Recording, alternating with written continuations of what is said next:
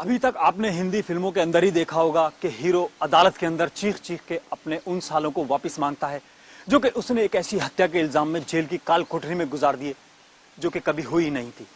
लेकिन आज हम आपको रियल लाइफ के ऐसे 5 लोगों से मिलवाते हैं जिन पर इल्जाम था कि उन्होंने एक आदमी की हत्या की है, लेकिन सच्चाई ये थी कि वो कभी हत्या हुई नहीं।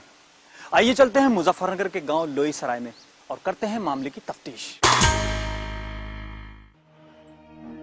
16 जून 2001 गांव लोई सराय के रामवीर और उसके परिवार के लिए एक एक मिनट भारी लग रहा था। उनका 20 साल का बेटा ब्रजेश कुमार कई दिन से गायब था। काफी खोजबीन और अखबारों तक में इश्तिहार देने के बाद घर के लोगों को सुराग मिला कि ब्रजेश को अगवा कर लिया गया और इस काम को अंजाम दिया गांव के ही तिलकराम और राजवीर ने। फुगाना थाने में 5 लोगों को नामजद करते हुए अपहरण की रिपोर्ट दर्ज करा दी गई। पुलिस ने दफा 364 और 302 के तहत 2 लोगों को हिरासत में ले लिया और बाकी 3 की तलाश शुरू कर दी। इसी बीच खबर मिली कि पास के खेतों में एक लाश पड़ी है। पुलिस ने अपहरण और हत्या के 5 आरोपियों के साथ 3rd डिग्री का इस्तेमाल किया, यहां तक कि उनके नाखून तक उखाड़ दिए गए। इसके बाद एक लाश की शनाख्त ब्रजेश की शक्ल में होती है और पुलिस ने चार्जशीट लगाकर 5 आरोपियों को जेल भेज दिया। चश्मदीद गवाहों के बयान और पुलिस ने खोजबीन के आधार पर हत्या में इस्तेमाल होने वाले तमंचे और खाली कारतूस भी बरामद कर लिए। निचली अदालत ने 5 के संगीन जुर्म को देखते हुए जमानत खारिज कर दी। लगभग 1 साल तक जेल में काटने के बाद हाईकोर्ट ने इनको जमानत पर रिहा किया। 5 जुलाई 2002 को पता यह चला कि ब्रजेश तो हरियाणा की एक जेल में बंद है। अब राजवीर और तिलकराम के चौंकने की बारी थी। अब शिकायतियों करी जा सब इसी उसमें 11.5 महीने मेरे लमडोला जेल काटी। 2 दहमार थे जी। ऐसा है वो दर मुझे बताओ जहां मैं उस दर में माथा रगड़ूं और मेरा उनका लड़का मिल गया ब्रजेश कुमार और मुझे मेरा जो सामान सब लूटा है और ये जितना ये नुकसान मेरा सारा हुआ है, ये साल भर तक कमाते बच्चे बर्बाद हो गए। 1 साल की पढ़ाई भी बेकार गई। सब बच्चे सड़कों पर पड़े रहे और दाने दाने ते मोहताज हुए। कोई नहीं कहीं किसी ने सुनवाई करी। ऐसा पहली बार नहीं हुआ है जब कोई बेकसूर पुलिस कार्रवाई की भेंट चढ़ा हो। इसी तरह राजवीर का परिवार बेकसूर होते हुए भी अपना सब कुछ लुटा चुका था। हालांकि पुलिस ने अपनी तरफ से अच्छा कारनामा अंजाम दिया था। ब्रजेश के जीवित होने पर उसके परिवार और आरोपियों ने तो जरूर राहत महसूस की होगी, लेकिन पुलिस बचाव की हालत में आ गई।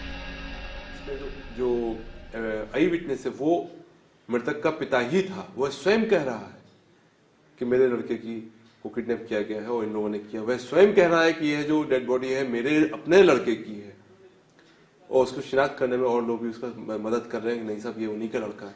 ऐसी स्थिति में बिना किसी साइंटिफिक एविडेंस के ये प्रूफ कर पाना कि ये आपका लड़का नहीं है तो बड़ा मुश्किल है। कथित मृतक ब्रजेश के जीवित मिलने पर मामला फास्ट ट्रैक कोर्ट को सौंपा गया, जिसने 5 को बेकसूर मानते हुए बरी कर दिया और झूठी रिपोर्ट दर्ज कराने वालों के खिलाफ कार्यवाही का आदेश दे दिया।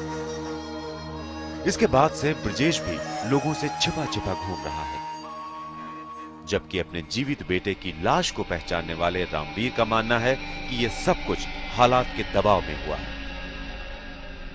19 की सुबह ही वह डेथ बॉडी मिली जी, जली हुई। उसके हाथ पांव जो थे मतलब में थे, उन्हीं के आधार पे मेरे मुंह पे यह बात लिख दिया कि भाई वो तो मेरा ही नाश हो रहा बस। उसके बाद जी मतलब जो है फिर तो पब्लिक भड़क गई। बस पब्लिक क्या किसी के रोक की रुके। हत्या के बाद मृत जीवित भी हो गया। 5 आरोपी भी बरी हो गए, लेकिन लाश की पहचान कर 5 लोगों को जेल भेजने वाले विवेचन अधिकारी यानी आईओ इस सवाल पर खामोश हैं कि वो लाश किसकी थी। उसमें तो उसके बारे में तो जो विवेचना थे उसमें तो कोई संदेह ही नहीं था। उस समय तो ब्रजेश का हिसाब था, वो आगे का काम आगे की बात है उसके।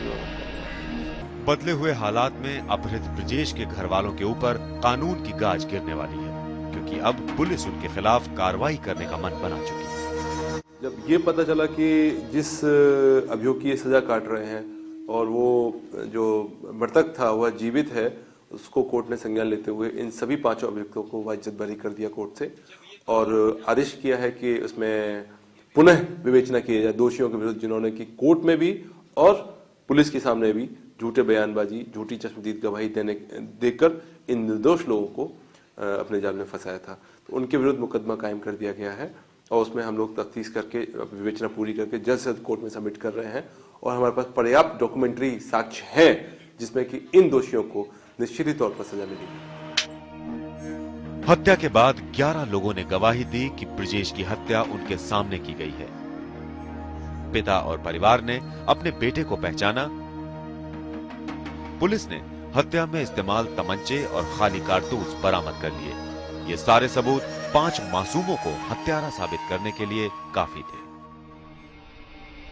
लेकिन क्या कहें, जाको राखे साइयां, मार सके ना कोई। कथित मृतक के घर वालों को उनका बेटा मिल गया।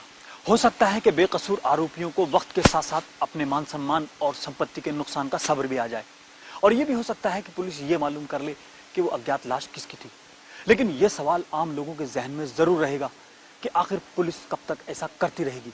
ये दस्तूर ज़बाबंदी है कैसा तेरी महफिल में, यहाँ तो बात करने को भी तरसती है ज़बा मेरी। तो ये थी आज की हमारी तफ्तीश। अगली बार फिर कुछ नया लेकर हाजिर होंगे। फिलहाल आजाद खालिद को इजाजत दें।